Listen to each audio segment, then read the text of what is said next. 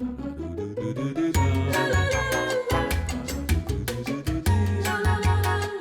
right, before we kick things off, I want to talk about the beer sponsor of today's show. And you guys already know it's a great tasting, less filling Miller Lite. A lot's changed over the years. One thing that hasn't, it's a great taste of Miller Lite. Another thing that hasn't changed is that it's less filling. So what is the best thing about the original Light beer, Dave? It's great tasting and less filling, Ed. You got it, buddy. Great job. Usually before you'd call me out and say I was calling on you and try to get him in a fast one. Well, easy. You are, but this time it was an educated guess, and obviously Miller Lite, it tastes great and it's less filling. I don't put one above the other. I think they're both great attributes to have for a beer, and that's why I love Miller Lite. I like tastes great. Yeah, that's probably number one. Yeah, because if it's less filling, then who cares if it doesn't taste great? Yeah. That's key. Right. That's key. Yep. Listen, so like we just said, Miller Lite sparked this debate in 1975. We still haven't settled it, but Miller Lite does keep it simple, undebatable quality, great taste, only 96 calories. It's the beer that strips away everything you don't need and holds on to what matters most. A light beer that tastes like beer, less filling and only 96 calories. The original light beer since 1975. You don't have to choose what's best because Miller Lite has great taste and is less filling. Tastes like Miller time. To get Miller Lite delivered right to your door, visit MillerLite.com/midshow, or you could find it pretty much anywhere that sells beer. Celebrate responsibly. Miller Brewing Company, Milwaukee, Wisconsin. 96 calories per 12 ounces. Fewer calories and carbs than premium regular beer. On that note, all right, bang, bang. Welcome into the mid-show. It's myself, Eddie. We got White Sox Dave here. We got Chief here. Danny is not here. A lot on the docket for today. We talked to Ryan McGuffey of NBC Sports Chicago. Talk about the White Sox trade deadline. We talked to Michael Cerami about the Cubs trade deadline from Bleacher Nation. And, a lot going on. A lot going on in the baseball world. Now we're done talking baseball. Yeah. Exactly. And that concludes the 2024 Exactly. And then obviously we got some good Bear stuff to get to, but we can start in the room. Chief, you got a little intern for the day, huh? Yeah. This is Seppi, St. Ignatius via Miami, joining the show. I'm here for the day. Let's get it going. Move that mic a little closer. To you. What, right is this your here? first fucking day, Seppi? You're an intern for the day, bud? I know. I didn't practice for this. Yeah. I'm here now. Welcome in. It's great to have a fellow Paisan in the room. These two guys are Irish and they hate Italian, so Get out of here, man. yeah, just remember More that. Paisans around. I mean, at least his name is Ed. Yours is just We introduced him as Seppi. Obviously, that I don't think it's obvious, but it's short Giuseppe. Giuseppe. Oof. Is that You don't think Joseph? that's obvious? Yeah. Well, I'd say that's pretty if I was fucking listening, Pretty obvious what it's short for. Keeps it easy. Yeah. I had trouble even understanding how you introduced him. You said Sep. I was like, wait, what do you say, Seppi? And then I'm like, oh, Seppi. So I think coming off in the audio. See, that's anti-Italian discrimination.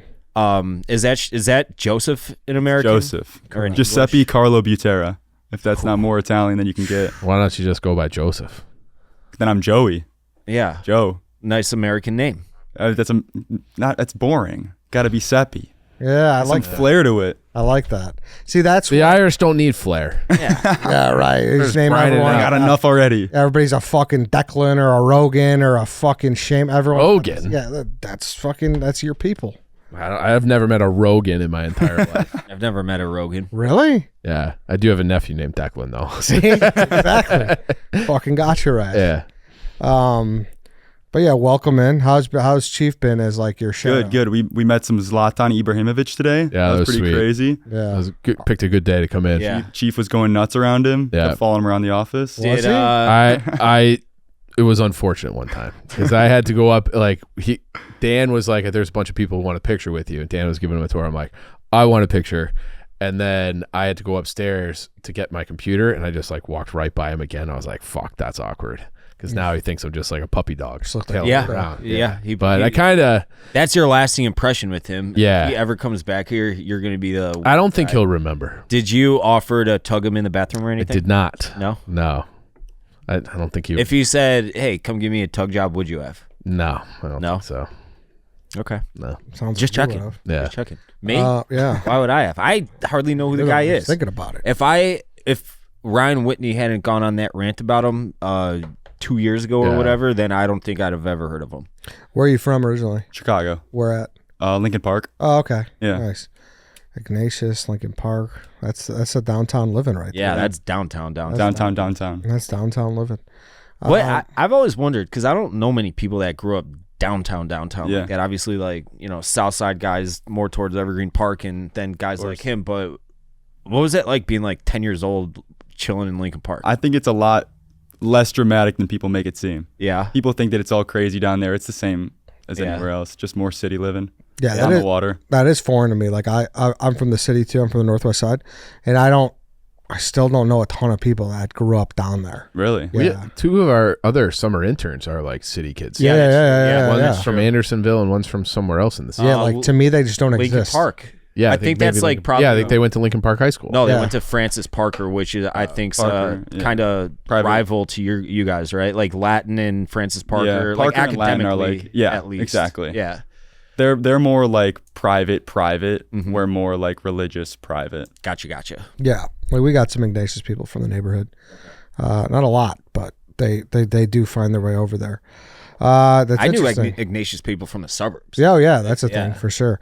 What's your fastball? Did you guys have open lunch at Ignatius? No, Or no. all closed. What was your fastball? Like you're going to Taylor Street right after school. Where, Pompeii all day. Oh well, yeah. So the family Come owns on. it, right? Yeah. There you go. There All you right. go. So, it's the spot though. dude, I had the fucking barbecue chicken strudel from there last week. From Pompeii? It's the spot. You got to try the place. Have you ever had it? No. Oh my god. I know exactly where it is. I've driven by it. Get a but slice of pie. And, yeah. Oh, dude, I used to go there a lot as like when we were in like high school. We just drive. I mean, That's you're a pretty hike for close you. from it. It's a hike, yeah, Yeah. but it was always like a treat. It's like, Yeah. oh, let's fucking go to Pompeii. The strudel, you gotta have one. It's Love the lights out. strudel. It's lights out. I could tell by his that I'm telling you, the Yeah. strudel's lights out. It's good shit. So yeah, Pompeii's your ace in the hole. I guess that stupid question. There was like a burger place behind it where after school you go there. I think it was like Epic Burger. and one of That those place is places. good too. Is that it that's right a there? chain now. I'm pretty. I think Yeah. it's a chain, but Yeah. it was good. That place That's the fires spot. too. I'm surprised you're not like a Fontano's guy. I mean, yeah, I even Yeah. forgot about that. Or you have Carms. You ever go to Carms? I don't know if I've been. to Carms right down the no. street. That's the spot. That's Oh yes, across the street. Italian ice. Yes, I've Yeah. been there. I know where you're talking about. I got a good Italian ice. Mario's and Carms. Yes, Conti de Silvia is Yeah. awesome.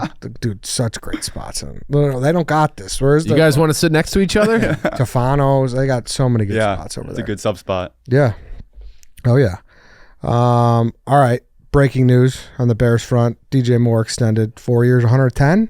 110. 4 for 110. mil guaranteed. 86, I think. I believe Either it's way. 82. Okay. Either way, I fucking love it. They obviously have all the money in the world with Caleb Williams being on a rookie deal. By the time that he is due to get paid, DJ's off the books. DJ's off the books. This is perfect timing. And he will be the Bears' all-time leading receiver. Yeah, he will. It's At least for a while. Hopefully, Yeah, until- hopefully Rome. yeah. surpasses him at some point. But yeah, if you want to know, have you ever gone down the Bears wide receiver receiving yards history? Oh, yeah, we've done it on the show. I It's think. the saddest thing of all time. It's like sneaky sadder than the quarterback situation. Alshon Jeffrey's third all time with Yeah. 4,500 yards. oof. Marty Booker. Wasn't that a clip where I think they were talking to Roma Dunze like right after the draft, and he's like, "Wait, what? Yeah, exactly. All time?" DJ Moore, as it sits, he's 56 with 1364. All right, so he's got 1364. Walter Payton Walter is fourth Payton. all time. Curtis Conway is sixth all time. Matt Yep. Forte is seventh all time. Those are three running backs. Yep. So Like let's say Dick is a tight 12, end. 1,200 yards. Dick is a tight end, yeah. 1,200 yards for DJ Moore this year, right? I feel like Yeah, that's yeah. a, Sure. that's a I mean, good that's- number. Yeah. So then where did you say he was on the list? 56th? 56th. Allen Robinson, how long he was here for 3 So like he should be Darnell Mooney was top 20. he should be in the 20, he should be in the top 30 at least by the end of this year. Gentleman was 26, yeah. Yeah, so you had 1364. Crazy. So yeah. he Tom will Waddles. be, if something non-catastrophic happens, yeah. he will be the Bears' all-time leading Yeah. receiver. I mean, if Cole, how many years does Cole got left? There's a really good shot that he's top 10. Johnny Knox is 30th. Earl Tariq Bennett. Cohen. Oh my God, is this list? This is more pathetic than the quarterback. I think it might. Allen Robinson is 11 with 3,500.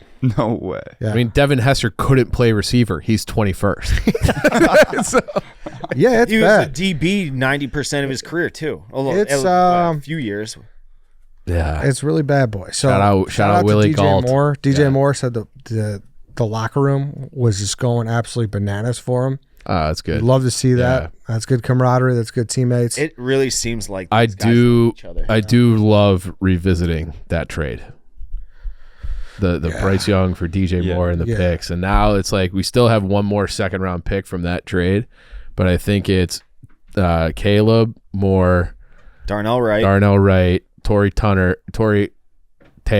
the punter. You're right. And a second rounder. And then a second round. And Tyreek Stevenson. And Tyreek Stevenson, I was going to say, and then the current DB, Stevenson. That is a heist. Yeah, he pulled fucking his underwear over his head and put him around the flagpole. Yep. Yeah, That's just all they're there's to it. still hanging there. Yeah. They're still hanging Bryce there. Young might stink. Yeah. He stinks. I think he stinks, but it's early to say.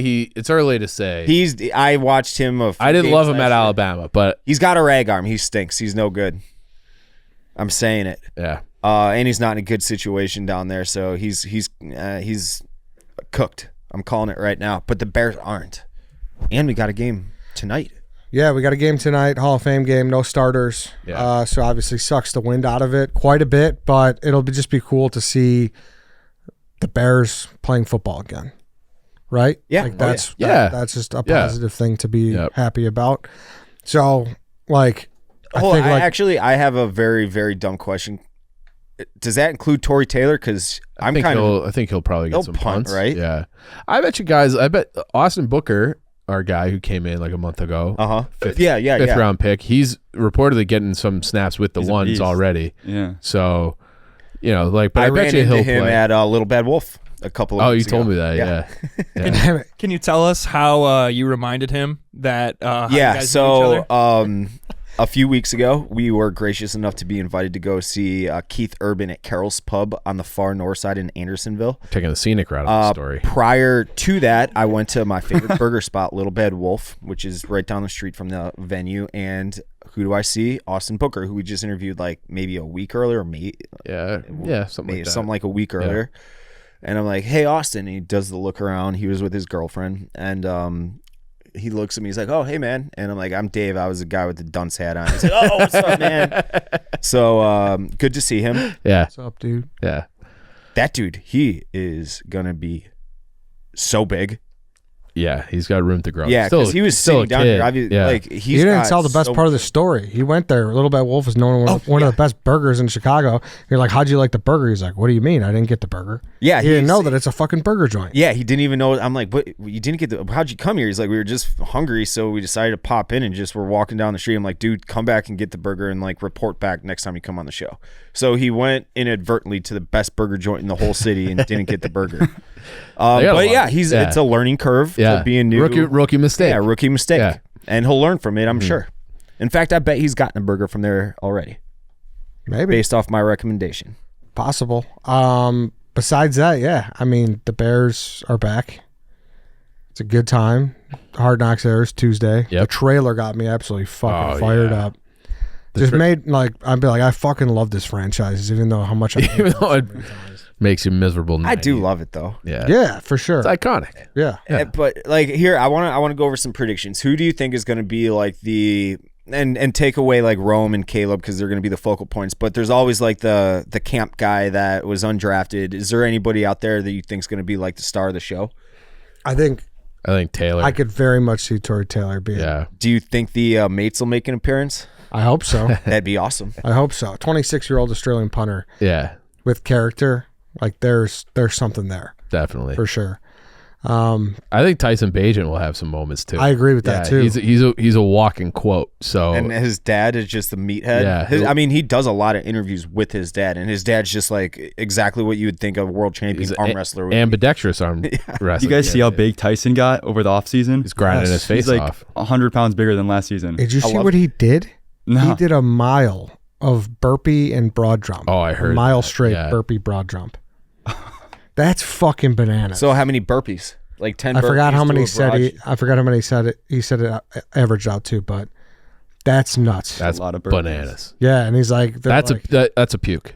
That's 100%. Multiple. Multiple. And they're like, how does that like make sense? He's like, listen, I know it doesn't make sense when it comes to like being a good quarterback, But to me, it's all about like fighting through adversity. And like when I'm doing something that I can't figure out, I'm like, hey, dude, I did that shit, so I could do this now. So grinding your fucking face off. I know he's a second rounder, and I know that there were. I don't think he was a second. No, he was or second. I think he's undrafted. I meant Division 2. Okay. I meant Division 2. Division 2 undrafted. I actually like him as a backup quarterback. I like him a lot too. I think that he had some moments last year as a rookie. And I also the other quote from last year with him, where he's like, they took him out for a Hail Mary at the end of the first half, I think. And they put in the third string? Peterman, I remember or something. It might have been Peterman, yeah. And he's like, so do you have? They asked him like, someone's like, is your arm strength concern? He goes, no, I don't know what that was about. Believe me, I got a fucking hose. yeah. Like, all right, it's awesome. yeah. It's gonna be super exciting. But on the flip side, who is gonna be the dud? Is it gonna be Eberflus? Is he gonna be some stick in the mud? I don't know. Stiff? His speech in that trailer kind of got me going. So we'll see. All the coaches on that show look a little stiff compared to Rex Ryan. So like my expectations for him to be like a star are kind of low. I would say, except for Bill O'Brien, I really liked him. Yeah, I really liked that season. Yeah, that was a good season. Yeah. Eberflus, on Pardon My Take, was kind of like a badass. He was kind of a tough dude. Yeah. That's like not when you look at him. You kind of look he looks like a stiff. You know, he doesn't. Not anymore. New haircut. That haircut. Yeah, he kind of looks kind of hot. Yeah. I mean, Let's he go. looks kind of hot. Yeah. Dave might give him a tugger in the bathroom. Maybe. Would you give him a tugger Yeah. if it guaranteed a Super Bowl win? Yes. Yeah.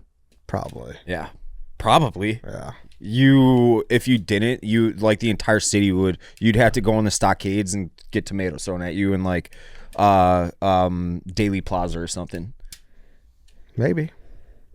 All right then. Anything else Bears wise before we turn the page and get to Ryan McGuffey from the White Sox No, I don't talk think so. show? You got anything? No, unless if we want to go through Giuseppe's deal with what we've been talking about. I say we try to do it, and then if it doesn't work, we cut it out. I don't. Yeah, I think I it's say fine. we save it. Really, but I don't think it's reasonable. I don't think it's going to happen. That's why. You could definitely make it happen. You think so? Easy. It's not hard. All right. Can we put it into the ether? Just No. like what we're doing? No. No, I think it's okay, worth never it mind. for you guys. I think it's a secret for you guys. Yeah. All right, it's a yeah. All right, fine. You All right. could, but Put a pin in it. We got a Giuseppe. To her. We'll say it's to Yeah, her. might have a surprise for us. Yeah. To her, something we might have talked about 20 minutes earlier. Was there's some relation there? If you can put give it away. some clues together, you'll know who we're talking about. Yeah, we'll see. And I'll even say this: it would be an A-list. Yeah, keep going. A-list Blow it out the actress. water. Before we get into it, though, let's talk about Beard Guyz. Step up your beard game and unleash the beast with Beard Guyz. Hair on your face is different from the hair on your body. Specific products are needed. Beard Guyz has products that wash, hydrate, and help to style your beard. Start your day off right with a 2-in-1 wash and tame, a wash and conditioner combo that is meant to cleanse and condition your beard. It's citrus scent, which is nice. Love that. Hydrate your beard with some beard oil. The beard oil helps soften and moisturize the beard and skin. And you could lock the beard in and style it with some matte styling clay, This product has kaolin clay to help keep your beard in place and can be used for your hair as well. Dave, you used it the other day, am I right? I did. It's looking nice today. It is. It should be. Nice and. It's like at a perfect length, I feel, too. It is. It's got a good little scent. I can feel it in my nose right now. Citrusy. Yeah. Yeah, nice. Mm-hmm. So whether you're a seasoned vet or a rookie beginning the bearded journey, Beard Guyz is the brand for your beard. Where could people find Beard Guyz, Chief? Oh, you know where to find them. They're always at Walmart and Walgreens. The walls. Yeah, the Go walls. check 'em out. Wall to wall. Walmart, Walgreens, they got Beard Guyz. Go check them out. All right, let's get into Ryan McGuffey. All right, we're in the interview portion of today's show, the White Sox interview portion of today's show, and we are joined by Ryan McGuffey. Ryan is a producer for NBCS Sports Chicago. Ryan, thank you for coming on. I have been wanting you to come on and just talk White Sox and vent and bitch for a while now, and we're finally getting to work out post-deadline. How you been? How you feeling? Well, first off, I'm just happy to be with you guys. Obviously, fans from afar, so it's fun to finally commiserate together, not on text or just direct message and all the other BS that we've done. But I feel fine. I mean, this is, I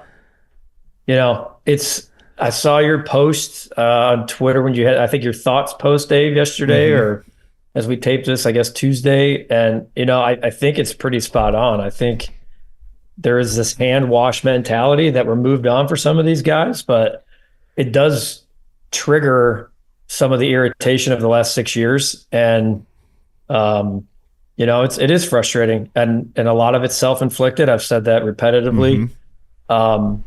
But like some of these guys, there's got to be accountability everywhere. Everyone wants to point the finger at one spot, top down. It's everybody, players included. And the reason I was so, upset, or not upset, but like joyous about, I use the word joyous for Eloy, is because, it's not a personal thing with me. It was like, I know for a fact his work ethic wasn't good. He didn't take a lot of that stuff, like rehabbing and off-season stuff, seriously, at least towards the team. And, his body broke down, but he's 27. His body broke down because he didn't take care of it. And the White Sox paid the price for that. And they rewarded him handsomely before he'd ever stepped on the field. And he's not the only one. Like this goes, we'll get into it, I know, but I know that the clip I had about Eloy has been making the rounds, but it's because I have basis and background for it. It's not because I'm just out there taking a dart and throw it against a dartboard and saying, haha, he's gone. It's not that at all. It's that you're not dancing on graves, right? Yeah, it's time to wash the hands. Ryan, for people that haven't seen or heard that clip, could you say it in a gist? What exactly you said about Eloy? Yeah, I said, we did like a live trade deadline podcast show. And when Jeff Passan broke the news that the Orioles had acquired him, I said, I didn't believe it. I thought it was a fake Passan account. I said it was a joyous day and that they probably got a bag of balls and that I can't believe another team would pick him up. And I believe that. I don't know why a team like the Orioles would pick him up, because there's not any. We know that he can't even run the bases. He's a DH at best. They don't really have a spot for him. Maybe he's a bench player. Maybe he's a late inning, 7th, 8th, 9th inning guy when they're chasing a run or something, which is fine. And for a team to pick, for Chris Getz to be able to unload any type of money for Eloy, which I thought was dead money at that point, it should be celebrated in some ways. Like, it still signals failure at the end of the day. Like, all of this is failure.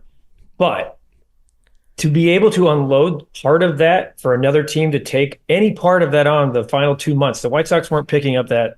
They were buying out the options. To shed that should be celebrated. Like, Chris Getz got that right, that somebody called and said, we're serious about acquiring Eloy Jimenez.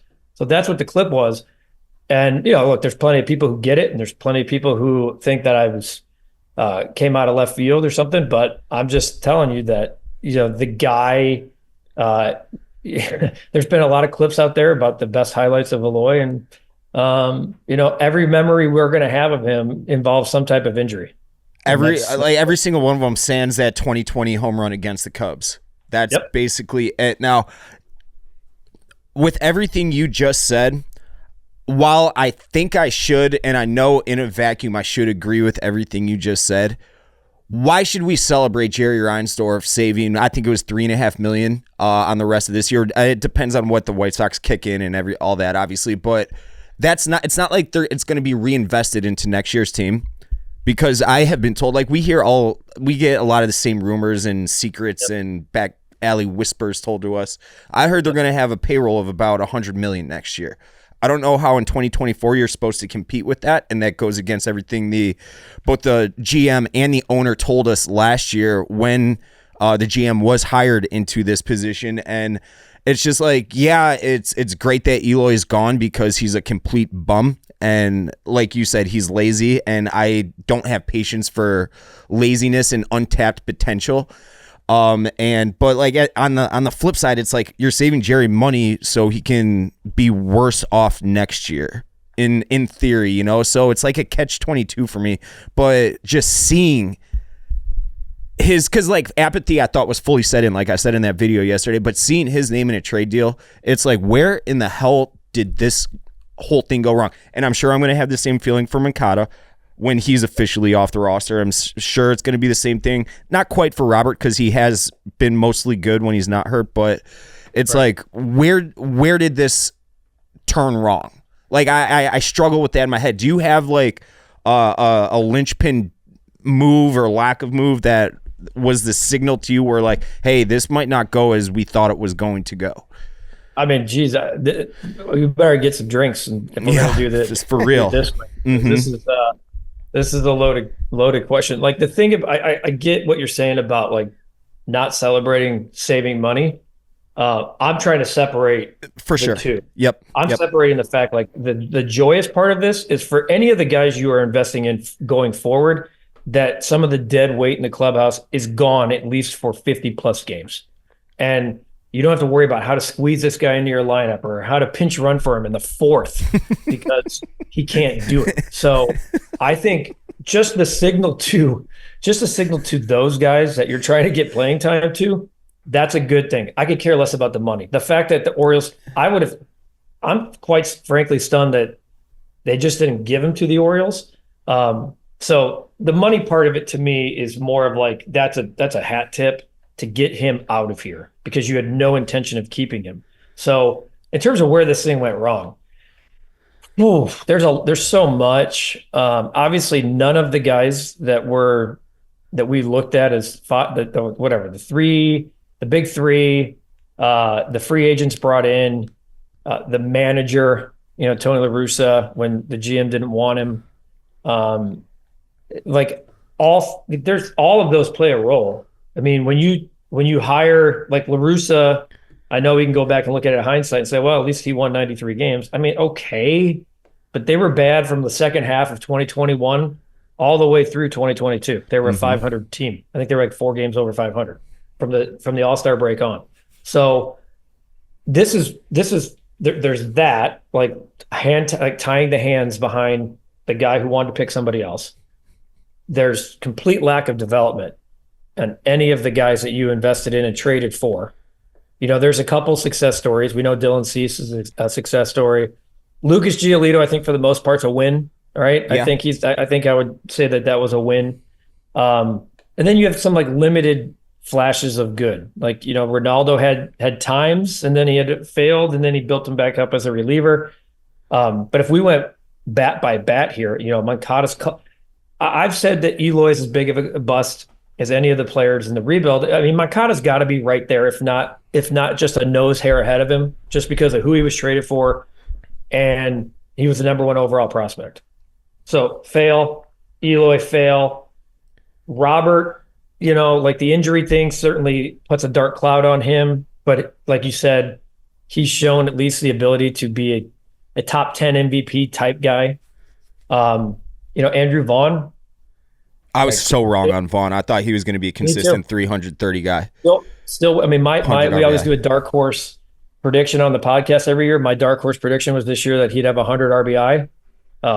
It's just not worked. Madrigal bust. Yasmani Grandal, I've said, is the worst free agent signing in White Sox history until Andrew Benintendi said, hold my beer. So like all the people who saying I don't call out everybody, here you go. I have called out these guys at times throughout, because when you wear that type of ranking, or when you've been anointed as the core or the highest priced free agent in White Sox history, which, by the way, not Yasmani Grandal's fault, not Andrew Benintendi's fault, just it happened to work out that way. There is an expectation that comes with it. There is accountability that comes with it. And if you're not willing to take that on, then you were wrongly anointed. And even TA, like they wanted him to be a leader, and it never was his persona. It never was his personality. He wanted to be a guy that kind of led, but he wasn't a rah-rah guy. He wasn't to like grab your 5 buddies and like, these are my guys in the alley. He just was a guy on the team. And they were like trying to say like, well, no, you're the leader. And that's just not how it works. So there's so much identifiable things that made this probably the biggest example of how to fail a rebuild in history. In the history of baseball, it's true. It's like, right? Well, it's just rare that it's almost like every single one of them busted. Yeah. How crazy is that? How often does that happen? That, like, of course, there's a few obviously here with Robert and Crochet, but like, so many of these guys just took a shit. And like I like the Cubs. Like I used to be like, there's no way every one of these guys is going to come up and hit, and then they did. Right, and, every last one of them did. Yeah.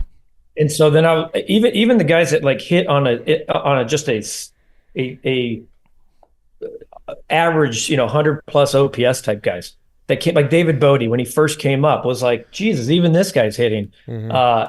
Gave me hope for like, well, this is going to work. I mean, even in the instance that 3 or 4 of these guys don't pan out, 4 of them are, or 3 of them are, and then they're going to be able, and this is the other big miss, they never completed the damn thing. They never signed the 9-figure free agent. That's the biggest miss of the whole thing, is that they paid Moncada, they paid Robert, they paid Eloy, and then they never said, hey, Bryce Harper, here you go, here's your bag. And by the way, these 3 guys, like, we paid them to be part of this, but you're the guy. So those 3 guys kind of, again, self-anointed, you're the leaders in the future of this team, and you haven't even earned it yet. And then you didn't go out and sign your John Lester, sign your Jason Hayward. I know Hayward didn't work out, but the Cubs brought those 2 guys in at the time where they needed those 2 guys to plop right in the middle of the whole damn thing and be the leaders of all the young guys coming up at once. Like that's the self-regulation, let the clubhouse lead type thing that you can get away with when you don't love your manager. And when you're giving everybody the keys and no one knows how to drive, look where we are. We're staring down the barrel of the worst season in the history of Major League Baseball. And like, to get back to the original question, I have oft struggled in my head answering that for myself. Was it the La Russa hire, or was it the lack of spending? And I can't stand when people say, why would anybody want to play for the White Sox? Right now, that is absolutely true. It's a disaster of an organization top to bottom. You're not going to win anything of relevance here. You're not going to get paid here. It's just a loser organization. However, there was a moment when they had that chance, and people that say Bryce Harper wouldn't have signed here, one, he was on a Barstool podcast and said literally to our face that he loved his meeting here. And it's like, oh, what about the Phillies? And Jim Tomey's like, oh, the Phillies are great, blah, blah, blah. And they just didn't. They like chickened out. And I don't understand it, because there's your leader. You look at what he does on the field, and like, even from a distance as White Sox fans and Chicago fans, you see his leadership is palpable. People want to play with Bryce Harper and follow his lead. And obviously he's had his share of injuries and whatnot, but that's a cornerstone, a franchise cornerstone, and you punted on that.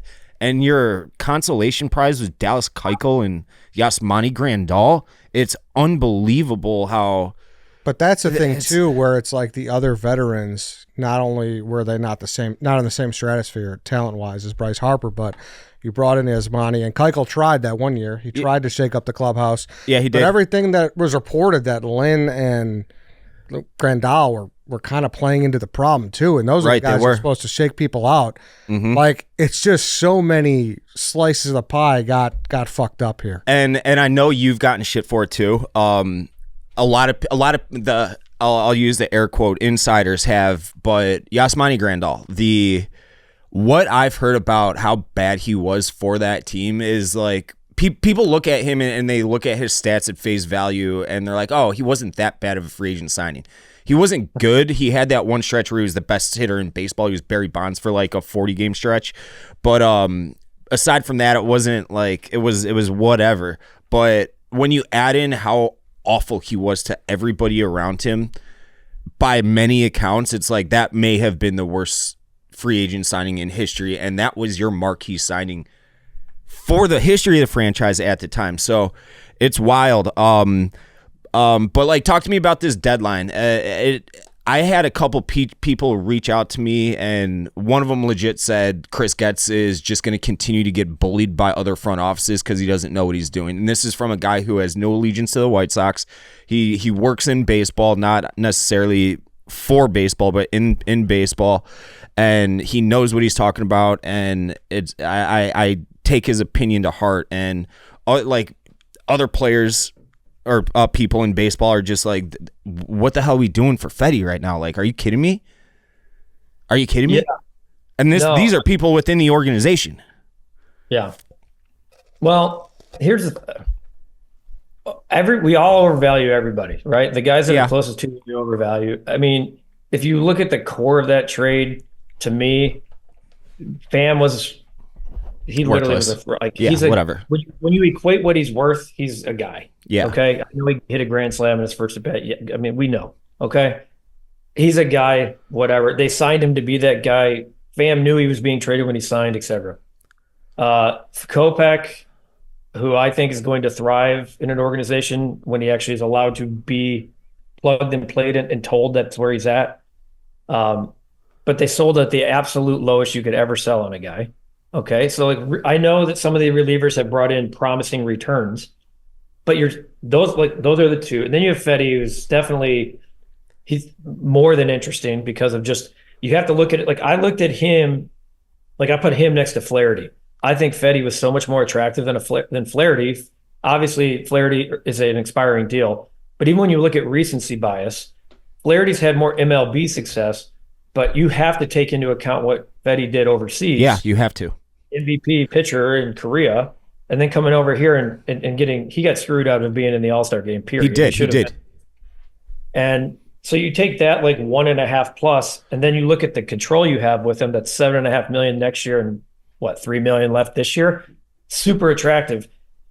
This is why I don't have a big problem with that trade, is because if you look at the return, it's literally impossible to sit here and go, well, they got the 15th prospect in the Dodger system, but he's 19 years old. Like that's going to change at the end of the season. It's going to change at the beginning of next season. These guys, it's impossible for me to sit there and go, they got screwed in this deal because the kids are 18 and 19 years old. And then you get Vargas, who, depending on what you read, you can go down a rabbit hole and find a lot of people that think he's nobody. And then you can go down a different rabbit hole and find a lot of people that are like untapped, needs to play, 30 homer guy, middle of the order. He was a top 40 prospect a year ago. I think if you would have told us at the beginning of the year that the Sox were getting a last year top 40 prospect for Eric Fetty, we'd be ecstatic. I could care less about the Tommy Pham thing. Kopech in a 1-for-1, I don't know what that looks like. Probably a low risk, high reward guy back. I think when you look at it overall, there are people out there who think the White Sox could have done better in the Fetty deal. I have heard that the Edman thing, that Mozeliak saying that Edman for Fetty was agreed upon, that's it doesn't complete make sense. crap. The White Sox Yeah. were never trading Fetty for Edman ever. This was always going to be a package deal. So in terms of your Getz thing, I don't know, right? I'm incomplete. I will say this: we all know that he got completely screwed with this Garrett Crochet needs an extension. Yeah, he did. I mean, I don't care who the GM is. If that comes out, you're tying the hands of all of these guys. Mm-hmm. And if I'm any team trying to acquire him, my red flags are up everywhere. And I'm saying, if this guy doesn't want to pitch in the postseason because of his future, I'm out. I'm going to give you the world for this guy. So I do the only thing I'll give Getz credit that he didn't feel panicked in the hour leading up to the deadline, that he felt like he had to trade him, because you can't miss that trade. You can't miss that trade. No, this is the last chip you actually have, is assuming Robert is kind of who he is right now. You know. And his money that's attached to Robert is much bigger. It's much more palatable for sure. I just think the whole thing. I mean, look, he assembled a roster that's going to be probably the worst in the history of baseball. There's definitely some, like the Cease trade, as bad as it stung, it had to be made, and it looks good right now. I mean, Drew Thorpe looks like a dude. He just got shit on though. I know that's one start, but like, this comes down to bats, Dave. If they don't have, like, you open up their cabinets, not only are they empty, like there's not even an expired can of beans in the cupboard when it comes to hitters. Like so at this point, you acknowledge what you do really well, which is they develop pitchers, they have for a long time. And then you're going to eventually have to make a decision that you're going to spend your money on bats, because at least if pitchers blow out, you got to get the hitters in here. To your point about Harper, I mean, that's the one that he checked every box. He didn't want to be the highest AAV. He didn't want an opt-out. He wanted to be middle of the order in terms of AAV, so it would attract other people. He wanted a commitment to winning, and he wanted his family to build a life here. Like, what more do you need? There wasn't a guy looking to get rich after 1 year or 2 years or 5 years. He was like, dude, I'm not only here, I'm here for the long haul. I envisioned this billboard being right there at Clark and Addison, and there was no words on it. It was just Bryce Harper with like the Bo Jackson stance with the bat behind him and his finger pointing south. I think that would have been the best billboard the White Sox ever could have had, is that you got the face of baseball, the guy saying, forget this place, go south. He'd be a national magnet. Guys like Trey Turner and others. I look at the Phillies as what I thought the White Sox were going to be. That's what I feel. I really thought the White Sox were going to be, once they came out of this, that they were going to spend on big names and people are going to want to be here and this thing was going to work. And I look, this is the part where people are like, you're fanboy. You know what? At the end of the day, everybody gets into this because you're a fan.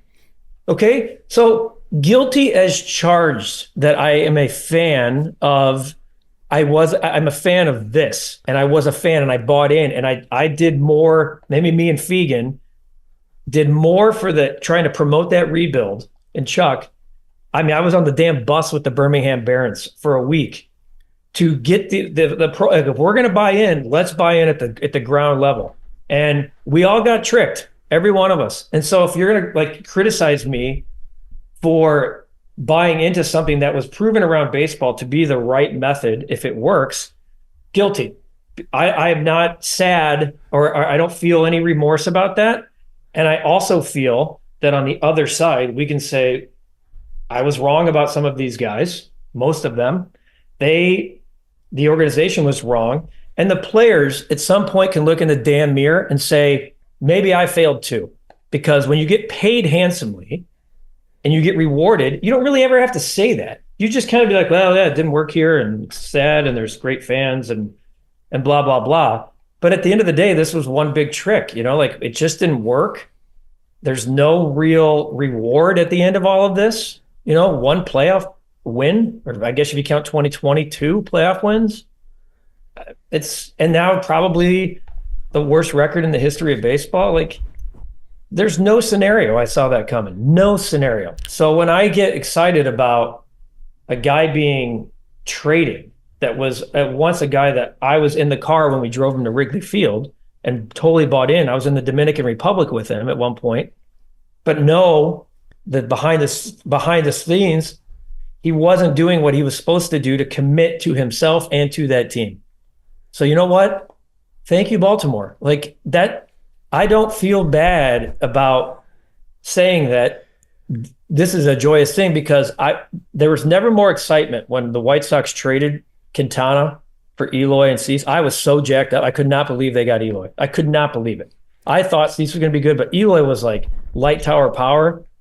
And the second most excited, if you don't count the thanks Cubs homer, is the day he got traded away. And that's sad. That is a sad thing. That I'm happy that we are all relieved of his duties, so we don't have to watch him round third base and all look at each other like, what? How is this possible? It makes me want to know the scouting report from the Cubs department from his time there in the minors. Because remember that Futures game when he robbed that home run? He looked like a stud. I remember everyone was so bummed. Down in right field. Yep. When the Cubs traded him away for Quintana. But I want to head towards this, and maybe we could start to wrap with this. And because I'm obviously way further from the sun than you guys. You guys are in it, and your emotion side and everything. The number one animated movie grossing right now is Inside Out. The 6 basic emotions are sadness, happiness, fear, anger, surprise, and disgust. I'm going to name the player. You guys tell me which emotion it incites. What about anxiety? You forgot anxiety. Anxiety. I think that was a new one. That's a teenager one. It's a new character. Yeah. I've seen it obviously with my kids. So pretty good movie. I haven't seen it yet, but I've heard it's good. Well, we'll lead it off with. Good. I think we're good already. This is good. It was, yeah. So we'll lead it off with Michael Kopech. Dave, you can go. If you need emotions again, let me know. Sadness. So with Michael Kopech, I legit thought that we were staring down the barrel at Justin Verlander. Like the first, like even though though he was wild when he first came up and everything, that fastball is so electric. I sat down the day with Chief. What's the bar in the basement at Talia Hall? It's like a nicer bar. Like I know. Yeah, I know the bar. I was there with Chief, and the news came out that he needed Tommy John. I literally was. I was so distraught. I hit upon immediately. I emailed him. I'm like, hey, can you come on the show and like tell us it's all going to be all right? And he's like, it's all going to be all right. I'm not going to come on the show. And then that was like all the reassurance I needed at the time. But I was heartbroken when it was announced he needed that Tommy John. Heartbroken. And I mean, he was just dealt to just what could have been with him. You can't really teach 101. And he still has that in the relief role, but man, he just never found it, and sad. Do you agree with that, Ryan, or do you have a different? What are my choices? Sad. It's probably going to be sadness. What are my choices? Sadness, happiness, fear, anger, surprise, and disgust. Sadness for sure. I'm not going to repeat what Dave just said because he said it so eloquently, but I felt the same way in many ways. And I rode the bus with him in Double-A. Went to East Texas to his home and got to know his dad, and was in the suite with his family the day of the debut. Like his debut was if it's not the first most memorable moment of the rebuild, it's got to be right there. The electricity, what it meant to this whole thing. That was a Tuesday night, and it was pouring rain, and it was packed there. It was awesome. I was there too. I'm with you, Dave. I thought this guy was going to be just lockdown one, worst case number two for a long time. I think, obviously, the Tommy John thing, I felt the same way as you because it was personal for me because I got to know the person. Mm-hmm. And that's what, for me, I end up rooting for guys at the end of this as I've gotten there too. Into this. There are guys you separate yourself from and gravitate towards and allow you in. Like if you treat them like human beings like we normally do, that's why we get into that's why people trust me, you, etc. is because at the end of the day, they are just guys. And there is an emotional part of being traded and to the Eloy part, I know for his family, it sucks that he's uprooting and leaving. I get I can separate that part of it from just the business part of it. But with Kopech, sadness because I don't think he, and I said this, when we taped during the trade deadline, he came in this year as a starter. He trained to be a starter. Mm-hmm. And then 2 weeks in, they're like, hey, you're a reliever. And then he was the closer. But then Pedro said he wasn't going to do multiple innings. But then he was throwing him 2-inning saves. Well, if you talk to people, that wasn't maybe his comfort zone to do 2 innings. He wanted to do 1 or felt better in 1. If you did 2 innings, then you had to shut him down for 3 or 4 days. And every reliever in baseball will tell you how banged up they feel, how it kills your body. And that's why Garrett Crochet is comfortable now, is that he likes the routine. But long-winded way of saying sadness. I don't see any other player fighting for that role that you're about to name. Fetty, let's go. I guess if I have to just use another one, it would be Joey. He was really good. Just a completely solid pitcher. One of the feather in Getz's cap thus far in his young tenure as GM. Obviously, everybody knew he was signed so he could be flipped, and he was flipped for what Ryan just said, a top 40 prospect just a year ago, even though he hasn't had that major league success yet. But Fetty, Joy. Completely agree. Don't have much, it's definitely a huge win. Maybe the next to Shota Imanaga, as good of a free agent signing as any team had in baseball. So good for that was a win for Chris Getz and the White Sox. That if you're a future Eric Fetty looking for a reclamation project, and Eric Fetty's your example as to why the White Sox could be a landing spot for something like that. So for sure, happiness, joy. Eloy Jimenez. Anger. I said it yesterday. Anger. Seeing his it's weird. Flipping emotions. I don't even think it's healthy for you honestly, if we want to get into like the psychology of it, just going from like extreme emotion to extreme emotion that are on the opposite ends of the spectrum. But apathy with the White Sox is fully set in. If I see that they're losing in the 6th, I don't watch them on TV anymore. It's like, why would I waste my time with that? But seeing him getting dealt, and while it was a joyous moment, it just reignited that sheer anger. And I've heard he's a lazy ass, just like Ryan has. I don't like lazy people, especially in sports, because you're doing something that and everybody else on earth would, do for free, and you're lazy about it, and he pissed me off more than anybody, even more than Mancata. It's just sheer anger with him and seeing his name in that deal. Ugh. Yeah, I think disgust, /anger, we're spot on so far. I mean, I didn't think there was any other player. This is why I've said that I think he's as catastrophic a failure, is because there's no one that had the raw, sure power that he does. Not one. Like Mancata doesn't have that. Mancata has way better an athlete. He's got the tools, right? He's supposed to be the 4 or 5 tool guy with Robert, but Eloy was supposed to fall into 40 just by like showing up. And he was a better hitter than that. And he kind of did it his rookie year. He had 32, 31 was it? Yeah. And that was in like 115 games or something. He won a Silver Slugger, and it was like 30 and 70 something RBI, and that's the peak. Like he's been a 15 homer, 10 homer, and that should anger people. I don't know why it should just anger me and you. That should anger people. It should anger, and I guarantee you, I promise you, there are other people in the organization who are angered and feel disgusted by it. I know for a 100% fact that players on that team are angry with it. Yes. And players that were on the team are angry with him. I'm angry with Mancata. I am just flat out infuriated with Eloy because I just feel, I mean, I don't know. This is just my makeup is I would be just irate with myself if I failed to do everything it took to make sure I carried my weight and responsibility and lived up to anything. And that's just my makeup. And that's why maybe I said this, I can't care more than the player. And I think in this particular player, I do. So I anger and disgust. That's it. Yeah. All right, then. We could wrap this up if you're good with it, Dave. Obviously, Pham and DeYoung are not really. Yeah, they're not really worth talking about. I mean, DeYoung. I'll say this about them. Chris Getz did say he was going to target those types of players, and while the record didn't reflect, it reflects just nothing but brutality. Those two players are completely solid big league players that should be the 25th, 26th best player on your team if you're a good team. And I enjoyed watching them play. Obviously not superstars by any means, but they're good, solid, quality ball players. And good in the room. Like DeYoung really liked good in the room, even when they were losing. I mean, people don't like to hear it because it doesn't translate to wins and losses, but the room was much different this year, all year, than it was last year, which doesn't seem to make a lot of sense because of the record pace here.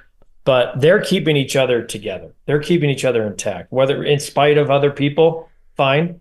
But that's a great point for Getz. Like he went out and acquired guys like that. And look, they're not on the roster anymore, which means they were win. You got anything for Paul DeYoung, win. Anything for Tommy Pham, win. So not only did they acquire those players for this team, they went out and flipped them, which was the goal at the deadline.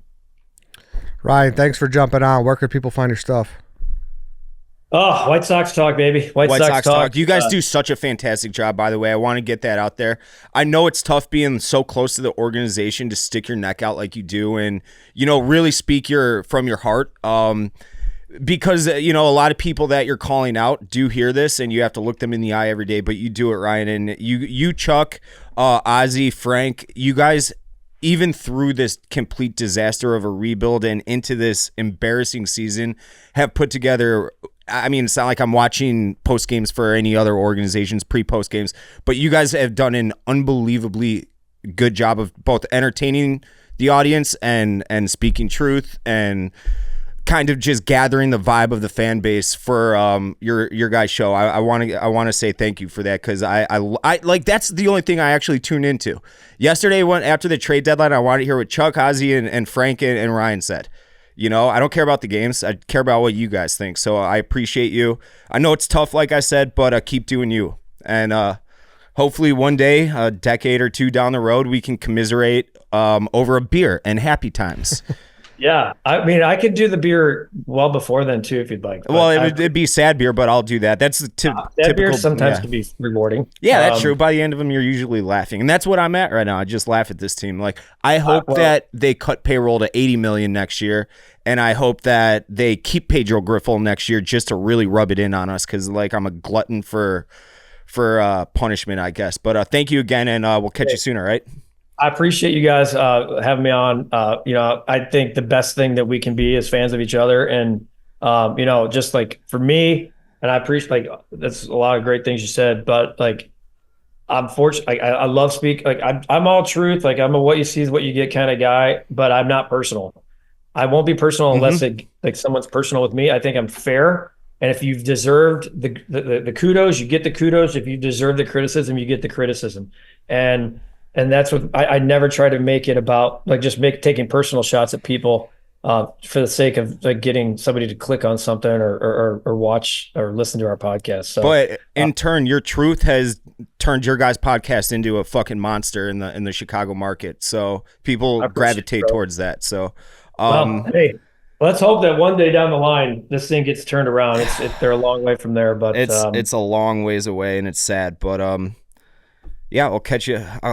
Ed and I are going to Oakland for a game Monday next week. Just really soak it in. The Coliseum together? Yeah, we're going to Oakland White Sox just for and I'm going to because I'm an Oakland A's fan at this point, because I understand what they're going through. They're probably even worse than us as a fan base right now, considering their team's moving. But I want to. Are you going to be out there? I'm not going to be in Oakland. Okay. But now, hell, I'm thinking about looking at flights as soon as I get off. Pop it on the expense report. So, and it'll be like a nice, fun collection of just miserable fans. I'm not going to be rooting against the A's per se. I'm going to be rooting for the fans. We should come. Maybe. Well, I don't know if it'll work in Oakland next week, but we should, as we come down the stretch in September, figure out a commiseration of the 2024, or put a bow on the rebuild and this season, and we should pick a night and just make it happen. So what I want to do is I know this goes against my banishment of going to the White Sox stadium. I've been to other stadiums to see them play, but I don't want to go to that stadium. I want for like when they have the 119 losses, I want to pack the stadium. I'm talking 40,000 people in there for 120. And if they win the game when they're on 119th loss, we do it again the next day until they lose, and just really, really, really rub it in the organization's face for doing this to us. I think that would be incredible. Obviously, it's not going to happen, but that's like a dream of mine right now. I know. I feel bad because the players, like I do feel like the personal side of it. I feel terrible. The players are going to be like labeled in this whole mess, because like it's just not. Well, but life's not fair, man. Right? Yeah. Life's not fair. Dems and breaks. Play better. Yeah, play better. Exactly. Shut down a game when you have a lead. Maybe somebody else now can take DH responsibilities. Thank God that can, hustle, because that's what you're supposed to do. And look, and I'm talking about the other guys too that are getting paid pretty damn handsomely down the stretch here. It's a play with. You don't want it to be the 120, then have a little pride. Raise the 199 batting average, because there's no excuses for it. None. Thanks, Ryan. Appreciate you. Thank you, Ryan. We'll catch you soon. All right, man. Bye, guys. All right. Thanks to Ryan for chatting. Really great White Sox conversation. Awesome. I was locked in. Now we're going to fold it into some Cubs conversation with Cerami. Before we do, I want to talk to you guys about ChevyDriveChicago.com. It's a proud partner of the Special Olympics of Illinois. The annual Ducky Derby is just around the corner, and you can support these incredible athletes in this great cause with a chance to win the grand prize, the all-new Chevy Trax. Great SUV. That's a big prize. That's a huge prize. You can win a Chevy. Not a small prize. That's beautiful. Yeah. So head to ChevyDriveChicago.com/Ducky Derby to adopt a duck before Derby Day on August 7th. We thank you for your support. Imagine that. It's coming up quick. It's coming up quick. A friend of mine actually works with the Special Olympics, and specifically this The Ducky Derby. Are you guys familiar with what it is? Oh, why don't you explain it? They legitimately fill up a dump truck with rubber ducks. Oh, I have seen this. Yeah. You buy a duck, and each duck is your signal that you donated, and it's a really cool event. So, definitely check this out. It's something that you'll be glad you did. Great. All right. Yeah.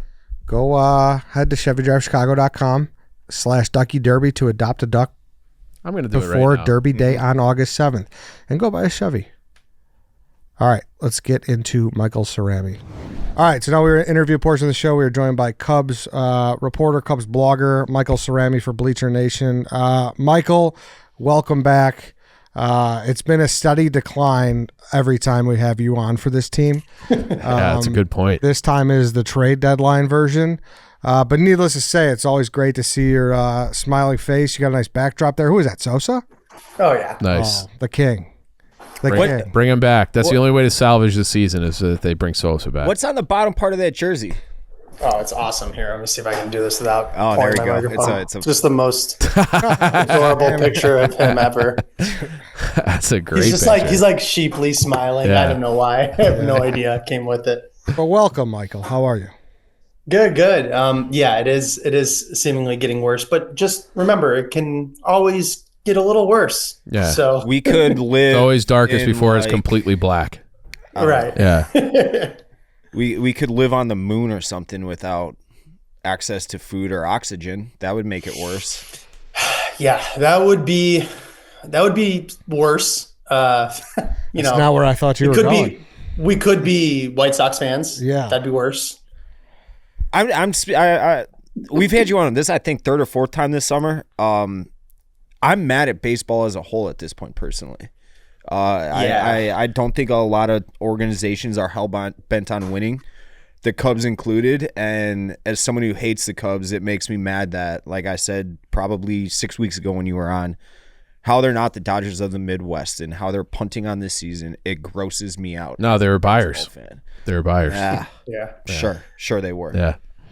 Parade. I mean, that was a good deal, but I mean, it's gross what they're doing. It's gross. Yeah. So Brett, the other main Cubs writer at Bleacher Nation, did his blogathon yesterday or 2 days ago into yesterday, where he kind of stays up all night and writes up everything that happens. We sort of cashed out after the deadline, so I covered the game yesterday, and I felt like I had a gun to my head. I was like, I don't want to watch this game right now. Like it was painful, and I'm gonna get back on like into it, and I'll watch down the stretch because I'm sick, whatever. Mm-hmm. But last night, at a minimum, just the closure the deadline brings to a season, it was just like, fuck this. Like, this sucks. I don't want to sit here and watch this. I know you're a Sox fan, so like, whatever. I get it. They're It's both in viewers, last but, place. like, They're brothers in arms now. Yeah. You're not yeah, wrong. it sucks. It sucks to watch. There's still however many games left. There are too many. And last night was like, I was just like blankly staring at the screen, like Jack Nicholson in The Shining. Like, I'm gonna kill everyone here. Like, this sucks. And yeah, it's terrible. Yeah. It's a bummer. The Parade of Steel is kind of cool because it, at a minimum, demonstrates that they're still focused on next year. But, I also liked Morel, hit 2 homers since he's been traded. So Yeah. that's not that cool. Could have waited a day before he did that. But not a great 24, 48 hours, again, just because of the finality of what they did and what it means. Like, yeah, this was a failed season. It's over. They didn't do it. Yeah. And you're right. Like, those 2 games against the Reds are in around the deadline. First night, it clicked over 6-0. I'm like, this game's over before I even turned on the TV. And then last night it was 5-0. And it was like, Steele's pitching. It's like, make the trade. They have the quote unquote easy schedule the rest of the way. Maybe this is like a spark, this trade deadline. Nothing. Came out flat, gets smoked again. And it's just like, yeah, the season has officially fucking died.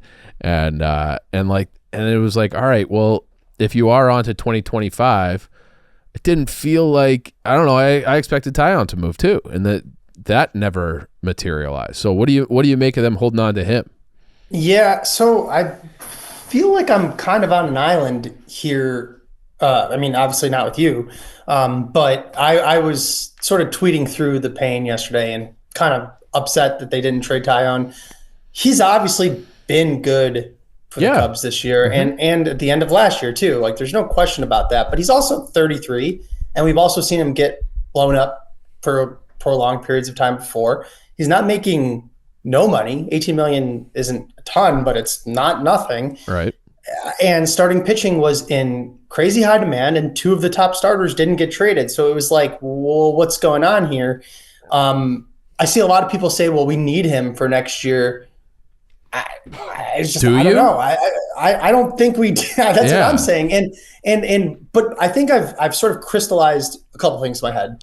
One, as it relates to Tyon and the trade deadline approach in general. One, anytime a player sort of peaks in value and relative value, which I would say until his start on Monday or whatever it was, he was coming off a full season, a full calendar year of like being really good, right? Mm-hmm. Like as good, like he had been, and he had a bunch of good starts in a row against good teams, like contenders, like the Orioles, and there was a few others that were like, oh yeah, this is a team that's the Brewers that are like obviously good. It feels like a potential risk to say, to not take advantage of that relative high point in his value. And that's what I was like most frustrated by. I was like, it's not, his value is not going to be higher from here. He might be good next year and contribute that way, but the Cubs could cash in on that value now, which again is at a relative high, and then go sign a pitcher in the offseason. And they also already have Shota Imanaga, Justin Steele, Javier Assad, Jordan Wicks, Ben Brown, Hayden Wesneski. Those are not all, that's not like you can't go through a season with those six guys, but that's six starters. You would hope Cade Horton's in that mix as well. Oh, and Cade Horton, right, whom I forgot. So that's seven pitchers that are like theoretically capable of giving you starts. You could get what you get for Tyon, save some money, sign a better starter to go to the front of that or near the top, let's say.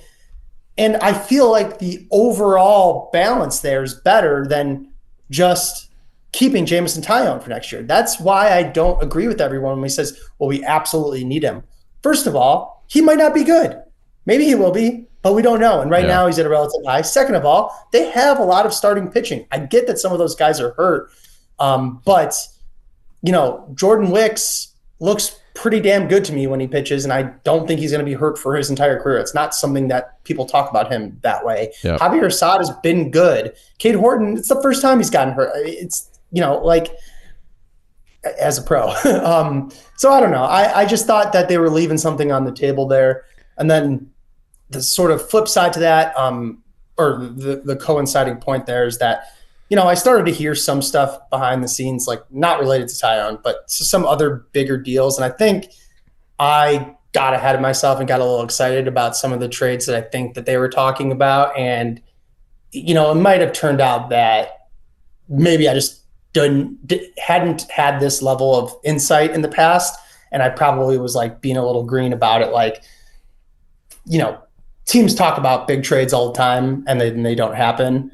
But this is the first time I started hearing about those. And I was like, well, shit, like this sounds pretty cool. Like, let's do that. And then nothing happened. And I was like, well, what a waste. Like, why didn't we make that happen? Would this be like, are you talking like baseball trades where it's like, hey, it's like a starter for a starter kind of thing? Or are you talking like on the sell or the buy side, or what are you saying? Yeah, it was more like big leaguer type things that would have been a bigger deal for next year. And, maybe those things will happen again revisited in the off season. Yeah. That's how a lot of these things tend to go. But again, I started having the wheels turn a little bit, and I was like, okay, wait a minute. If we do this, then in winter we can do this and this, and then nothing happened. And it was just like this massive letdown, and then right into the game, which sucked immediately. And I was just like, God, I'm over this team right now. And I don't blame anyone for feeling that way.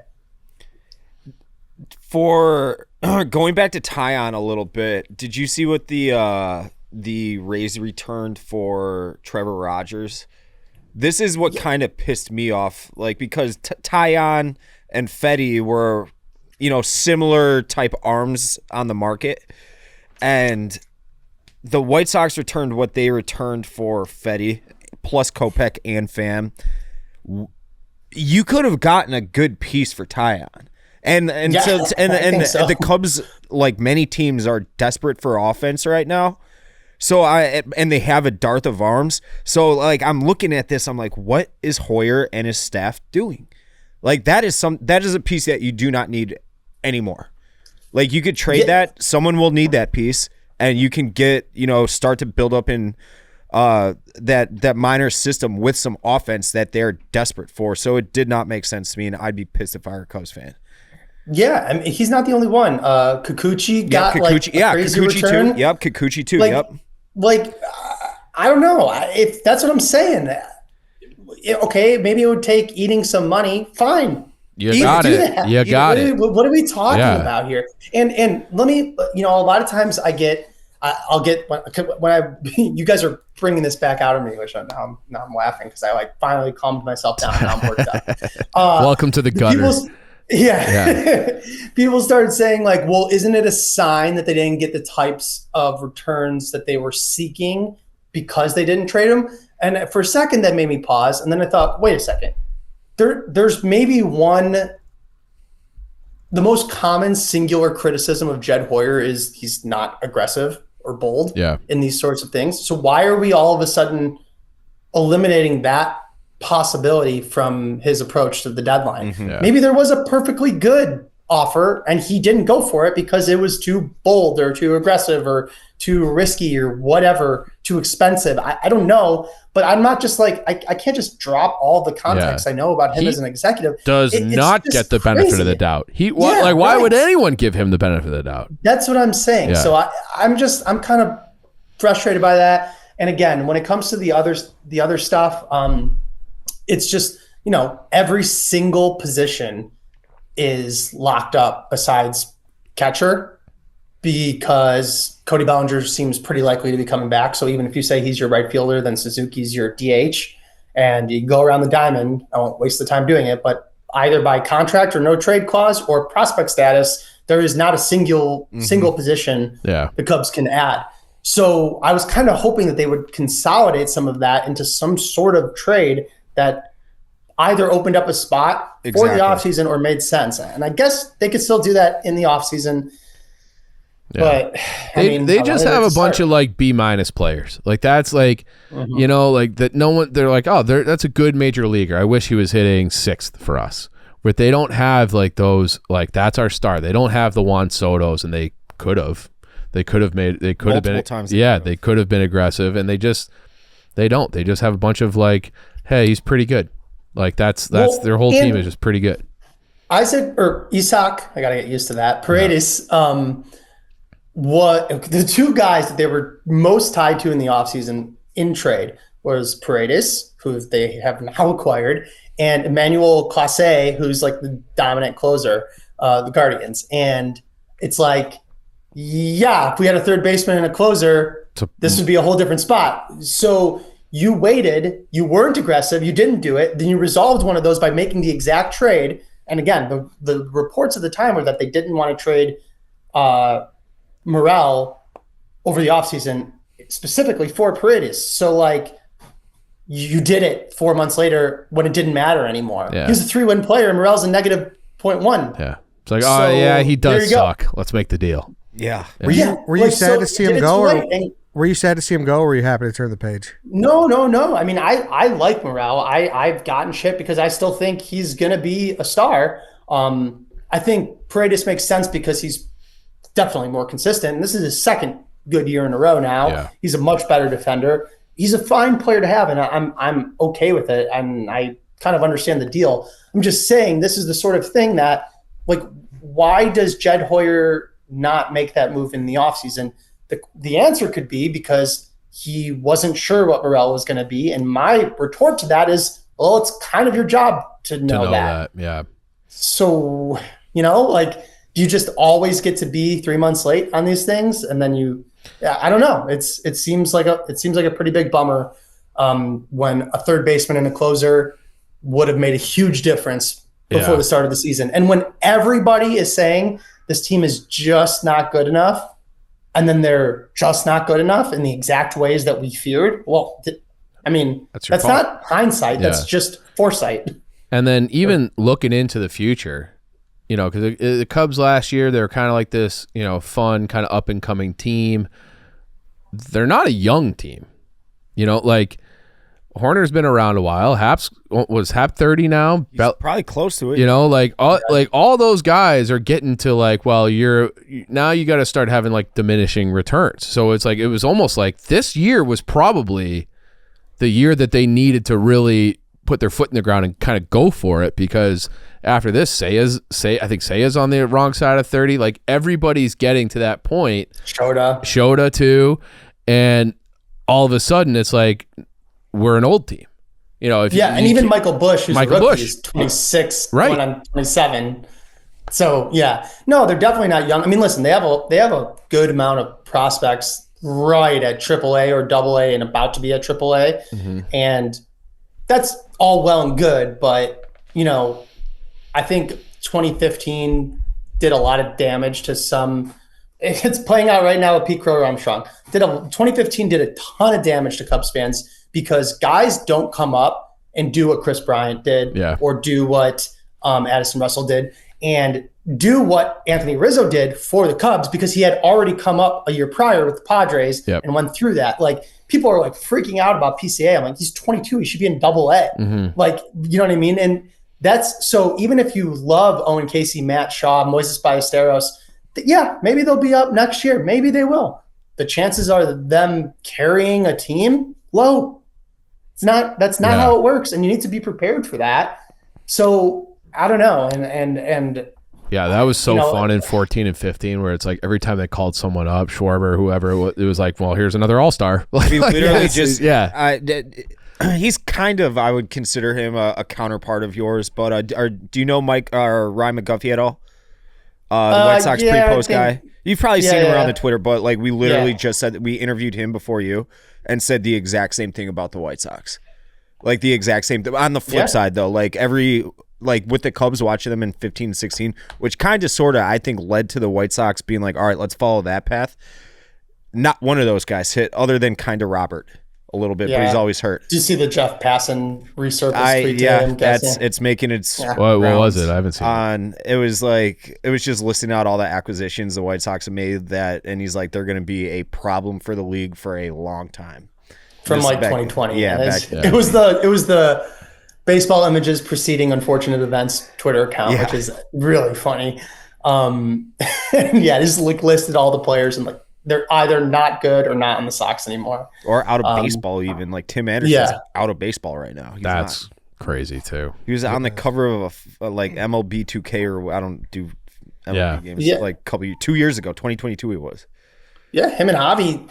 I think him and Javi. That was like the debate of it was like, oh, who's got the best shortstop in baseball? Yeah, someone in Turns Chicago. out neither of us. Yeah. Javi's. I mean, good for him getting paid, but he's like one of the absolute worst players in baseball right now.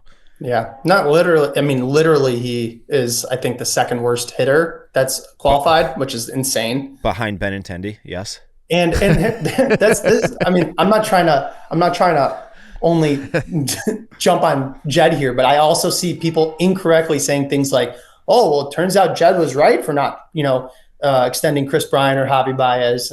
Well, first of all, he tried to extend both of them, and almost signed Javi to a $180 million deal before COVID happened and interrupted their negotiations and ultimately spoiled them.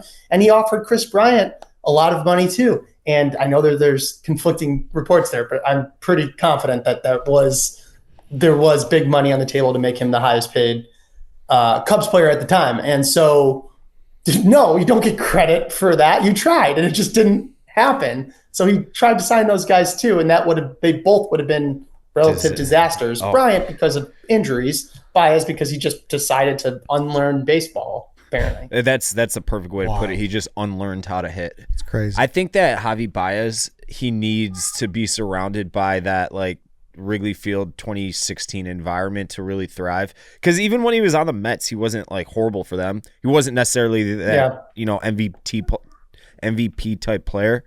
but now he's just in like a barren, desolate wasteland in Detroit, and he doesn't have any of that energy to feed off of. But he's cooked. It's a bad. You guys should be like groveling at the baseball god's feet every single morning, 5 times a day. Just regular God for that rain delay. For that rain delay and for that World Series, because For real. like that core, it obviously worked. It absolutely worked, but you're right. They all kind of threaded a needle in 16. they really did. Yeah. They really did. They threw Yeah, into a lot double of things went coverage right. and hit a The grand slam. rotation, nobody got hurt for the whole year. Like basically, Backup catcher hitting a Game 7 bomb off one of the most dominant pitchers in all of baseball. yeah. Well, Ross had a career year offensively. Wilson was a child and was great. Hobby wasn't even like really. People I think have a false memory of that too, because he was like the co-MVP of the NLCS, but Addison Russell and Ben Zobrist were the guys up the middle. Yeah. And Javi played shortstop for the Cubs in the playoffs the year prior because Starlin Castro got hurt, if I recall that series of events correctly. But Javi wasn't even that guy that year yet. And then he had his monster seasons in 17 and 18 where he was the MVP runner-up to Yelich. But yeah, I mean, everything went right that year, including Addison Russell, who was he wasn't supposed to be as good defensively at short as he ended up being. And he hit like 24 bombs that year. Yeah. It's like a 22-year-old shortstop. Stayed out of jail. That was a miracle. I thought he was going to be an absolute superstar. This is such a baseball guy scout thing to say, but I saw him in person, and the way the jersey just fit on his body, you're like, that's the fucking guy. That's an athlete. That's the guy. I saw Miguel Amaya at South Bend when Yu Darvish was rehabbing there one of his times, and I was like, that guy's thighs, he's a baseball player. Yeah, exactly. So you get it. You get it. It's just like the looks that you're like, I thought he was going to be such a dude, and I can't stand that guys that don't tap fully into their potential because they choose not to. And he just didn't care to. I mean, Addison Russell, we were just talking about, Baez disappearing, Bryant disappearing, Rizzo kind of end of his time. A lot of those things, they got good seasons out of those guys and over multiple years. Obviously, Rizzo and Bryant for sure. And Baez too, though. Yeah, playoffs 3 years in a row. Yeah. Yeah. NLCS, Yeah. But what really happened is they traded Jorge Soler for Wade Davis, which was a reasonable enough trade, but he was a guy that should have was projected to be a monster, and effectively we just got 1 year of a closer out of him. And Addison Russell was he's so young. He was so young. He was younger than all of the rest of them. Ended up being nothing so quickly. Albert Almora Jr., nothing so quickly. And Kyle Schwarber, they obviously shouldn't have non-tendered him, but it wasn't quite working out yet the way it eventually. So it's like it wasn't crazy that we thought that they were going to be so good, because at that time it was like they have more superstars than they can even roster. Like, how are they ever even going to manage this? I remember thinking it was impossible that they wouldn't get a second one. Oh, come on. That's a crazy thing to say. No, I mean, it's not. They went to the NLC Impossible in 16 where they're all still pretty young. All right, but you understand my point that you thought that they would they would all get second contracts and that team would be in a good position. for years. They would be good for a decade. Yeah. Chris Bryant's only 32 years old. He should be, still in his prime. hitting 35 homers at Wrigley right now. He should have 300 some career bombs, making you're talking about him hitting 500 one day. Like, I thought that's the type of player that they were looking at. I literally thought that's the type of player. He's got to be one of the his 2015 and 2016, and I think he was just as good in 17. As good of an offensive player as the Cubs have had in ever. Really. I mean, he was incredible. Besides Sammy Sosa, yes. Right. And that's what I'm saying. He's 32. That's not that old. Freddie Freeman is doing pretty well. You know what I mean? It shouldn't even be over, but we're so far beyond it being over that we're on the second group not working out already, So well, we're about to be in our third presidency of it not working out. Yeah. All right then, Michael. Appreciate you thanks jumping for this, on. guys. Yeah, I feel great now. Yeah. Sorry. Ended on a light It note. feels good to vent a little bit. Yeah. Yeah, Doesn't it? It does. We got the Bears, Yeah, right? that's right. I Yes. was just about to Got say the we got the Bears. Bears. What Anything could you go want to get wrong? out there before we wrap this up? No, just check out Bleacher Nation, and You guys do a great pretty much job it. over there. Yeah, you do. Thanks, guys. Thanks, Mike. Thanks, Michael. Thanks for having me. Yep, talk soon. Catch you soon, man. All right, boom. Thanks to Michael Cerami for hopping on. Definitely dark, bleak times here in Chicago when it comes to baseball. But here's a positive story. Bilal Muhammad Yeah. put the Super strap fucking around pumped for him. himself.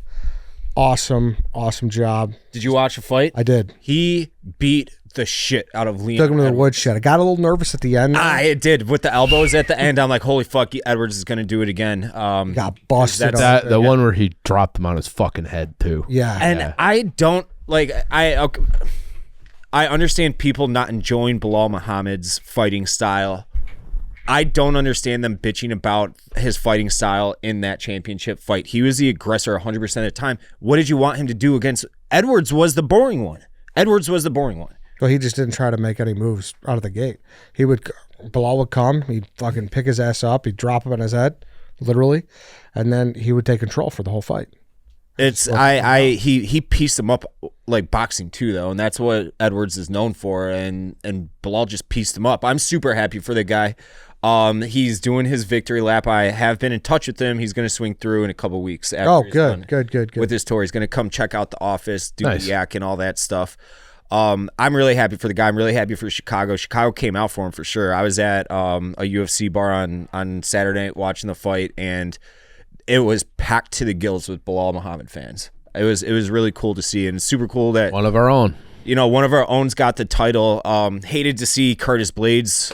It was Chicago versus England this weekend for UFC, and Curtis Blades got knocked out within like 45 seconds. Quick, or right? something. Yeah. Yeah, But Aspinall's a fucking beast. Aspinall, Different breed. breed. Yeah, he's a freak of nature. So I said within 3 minutes. It was within a minute. So it sucks for Curtis, but Shout out to Patty. Patty looked fucking great, dude. there's been a shit ton of people in this office even that have said Patty. Really? Yeah, Patty is an overrated fighter.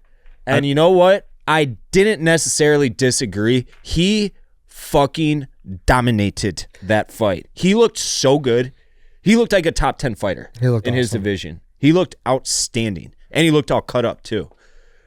The only time I've seen him in person, he was all fat. Yeah, he always said he. Yeah, he They was all- resurfaced that clip that Yeah. when I did dog walk with him. Oh, really? And he's talking about it. So much food in one. He's Yeah, like, and it was I've had a crazy. beef. And Went to then, Illuminati's. Yeah.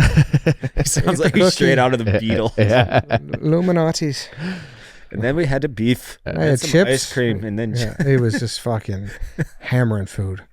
what would you? I would do the same thing if I'm in my off season, I guess. Yeah. So But he looked fucking awesome. He $200,000 he got too. yeah, Good. For the best finish of the night. yeah. I Oh, no enjoyed it. shit. I know Dana was down on the card, but I don't know. I enjoyed it. Whatever. I thought the card as a whole sucked. I thought I just Bilal watched the last 3 and fights. Patty were the only talking points. I watched the entire card. It was not good. It was very bad. Those was the last 3.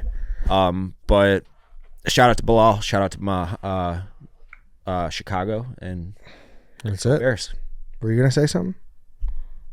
Oh no, I guess something I guess on that UFC card is I can't remember his name right now, but they had the dude, I think he was from Brazil, who kind of looked like Barack Obama. That guy's awesome. I saw it. I'm like, this guy's got to be 40-something years old, and he was 32. Yeah, No shit. yeah. All right, we can wrap this up unless anyone has anything else.